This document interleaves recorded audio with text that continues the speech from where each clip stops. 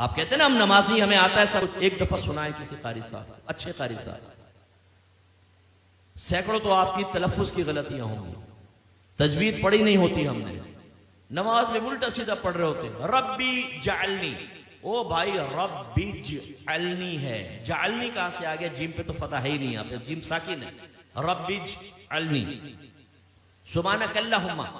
کلہ نہیں ہے، سبحانک اللہم، تھوڑا اٹھانا ہوتا ہے تاکہ الف مدہ پورا بنے، کھڑا زبر ہے، الف مدہ کے برابر کھینچنا ہے اس کو، دو حرکات کے برابر، سبحانک اللہم، وَتَّبَارَكَ اسْمُكَ، وَتَّبَارَكَ، او بھائی وَتَّا نہیں ہے، وَتَبَارَكَ اسْمُكَ، التحیات، او بھائی التحیات نہیں ہے، التحیات ہے، سبحان رب العالی، سبحان رب العظیم، نا بھائی یہ نہیں ہے، سبحان ربی العظیم، سبحان ربی الاعلی، یہ ہے۔ آپ سنائیے، میں نے تعلیم بالغان کا مدرسہ بہت پڑھایا، جب میرے سامنے آتے تھے نا، کتنے سال سے نماز پڑھ رہے ہیں؟ 25 سال سے، اچھا سناؤ ذرا صورت سناؤ، او بھائی ایک نئی صورت کی شکل سامنے آتی تھی، زبر کی جگہ زیر، زیر کی جگہ پیش، پیش کی جگہ کچھ۔ میں آپ سے گزارش کرتا ہوں، میں آپ کو حقیر نہیں سمجھ رہا ہوں، آپ کی تحقیر بیان کرنا مقصود نہیں، خدا کی قسم خواب غفلت سے جگانا مقصود ہے۔ آج آپ چیک بھرتے ہیں نا، چیک، جتنے یہاں چیک بھرنے والے موجود ہیں ان سے پوچھئے، اتنے آرام سے بھرتے ہیں کہیں ٹیڑھا میڑھا نہ ہو جائے، باؤنس ہو جائے گا، اور کہیں اگر غلط ہو جائے نا تو اوپر سائن کرنا پڑتا ہے، ورنہ یہ ریٹرن ہو جائے گا جی چیک بینک سے اوور رائٹ ہو گیا ہے، تب کہیں جا کے وہ کیش ہوتا ہے۔ لیکن جب نماز پڑھتے تو سمجھتے ہیں بہت بڑا ہم نے اللہ پر احسان کیا ہے، بعض تو پڑھتے ہی نہیں، خیر جو پڑھتے ہیں بہت بڑا احسان کیا ہے، اب پڑھی بس اللہ قبول فرمائے گا۔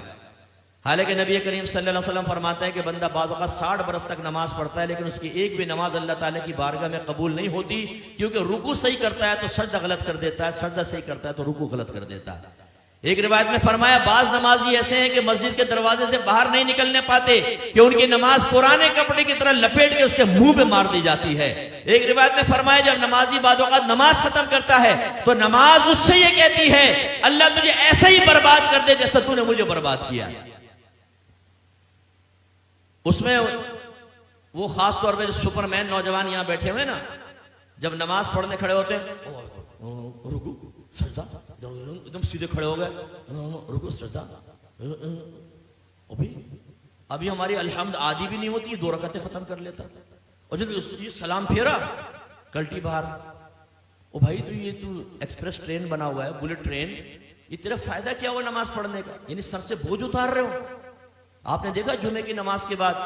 جیسے ہی امام صاحب سلام پھیرتے ہیں جوتیوں پر رش لگ جاتا ہے، اتنا رش ہو جاتا ہے جیسے باہر 5-5 ہزار کے نوٹ بٹ رہے ہیں، اگر دیر ہوگی تو نکل جائیں گے۔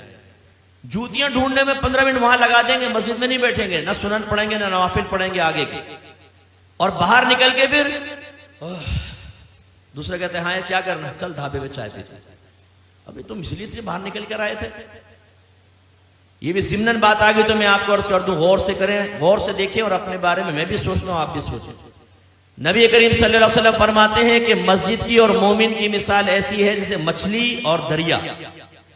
کہ اگر مچھلی کو دریا سے باہر نکالیں تو وہ اس وقت تک چین سے نہیں بیٹھتی جب تک دوبارہ دریا میں نہ آ جائے، اور منافق کی اور مسجد کی مثال ایسی ہے جیسے پرندہ اور پنجرہ، کہ اگر پرندے کو پنجرے میں بند کر دیں تو وہ پھڑپھڑاتا رہتا ہے کہ دروازہ کھلے اور میں اڑ جاؤں، اور جیسے کھولتے ہیں اڑ جاتا۔ اپنے بارے میں ہم سب کو غور کرنا چاہیے، ہم میں مومنانہ صفت ہے یا منافقانہ صفت ہے؟ امام صاحب سلام پھیرتے ہیں دعا بھی نہیں مانگتے، یہ بس امام صاحب نے سلام پھیرا فوراً اٹھ کے باہر، جوتی لے کے باہر، کرنا کیا ہے؟ دوستوں کے ساتھ بیٹھ کے گندی لڑکیوں کی باتیں کرنی۔ حالانکہ نبی کریم صلی اللہ علیہ وسلم نے فرمایا کہ جب کوئی نماز پڑھ کے اپنی جگہ بیٹھا رہے اور جان بوجھ کے اپنا وضو نہ توڑے تو فرشتے اس کے لیے دعائے بخشش و مغفرت کرتے رہتے ہیں جب تک کہ وہ اٹھ نہ جائے۔